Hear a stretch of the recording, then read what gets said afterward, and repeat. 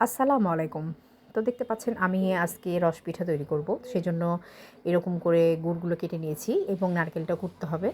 তো আমার ব্লগ যদি ভালো লাগে অবশ্যই লাইক, কমেন্ট, শেয়ার করবেন এবং আমার পেজটাকে ফলো দিয়ে রাখবেন। তো দেখতে পাচ্ছেন আমি কিন্তু নারকেলগুলো কুড়ে নিয়েছি এবং গুড়গুলো সুন্দরভাবে এভাবে কেটে নিয়েছি।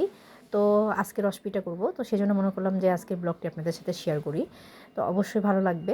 তো সর্বপ্রথমে আগে রসগুলো জাল দিতে হবে গুড়গুলো।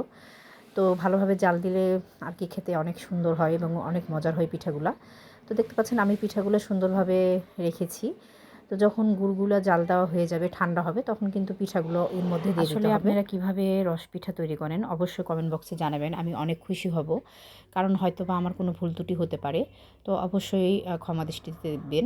তো আমি মনে করি যে এরকম করে রসটা ঠান্ডা হলে চিতাইটা দিতে হয়। তাহলে রস চিটাইতে সুন্দরভাবে মিষ্টিগুলো ঢুকে যায়। গরম গরম দিলে হয়তো পিঠা নষ্ট হয়ে যায়। তো দেখতে পাচ্ছেন আমি কিন্তু এখানে নারকেল কুড়াগুলো দিয়ে দিয়েছি। তো তারপরে আপনারা চাইলে এখানে দুধ অ্যাড করতে পারেন বা তার আগেও দুধকে সুন্দরভাবে গুড় দিয়ে জাল দিয়ে তৈরি করতে পারেন। তো সেরকম করে নিলে হয়তো বা দুধটা ফেটে যেতে পারে। তো সেজন্য আমি আর কি দুধটা আলাদাভাবে গরম করে নিয়েছি, সুন্দরভাবে বলক তুলে নিয়েছি এবং ঘন এবং লাল করে নিয়েছি। তো অবশ্যই আমাকে কমেন্ট বক্সে জানাবেন যে আপনারা কীভাবে রস পিঠা তৈরি করেন, তাহলে আমি অনেক খুশি হব। তো আসলে আমার ২ বার রস পিঠা আর কি তৈরি করা হচ্ছে।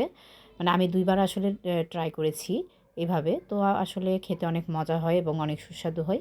তো দেখতে পাচ্ছেন আমি কিন্তু আবার কিন্তু আমি গুড়গুলোকে সুন্দরভাবে এর মাধ্যে দিয়ে দিয়েছি।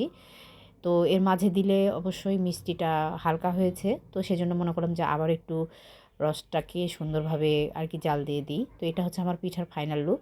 তো অবশ্যই কমেন্ট বক্সে জানাবেন আমার ব্লগটি কেমন হয়েছে। তো আগামীতে নতুন কোনো ব্লগ তৈরি করব। তো অবশ্যই আমার জন্য দোয়া করবেন এবং আমাকে সাপোর্ট করবেন। তো আজকের মতো এ পর্যন্ত। আল্লাহ হাফেজ।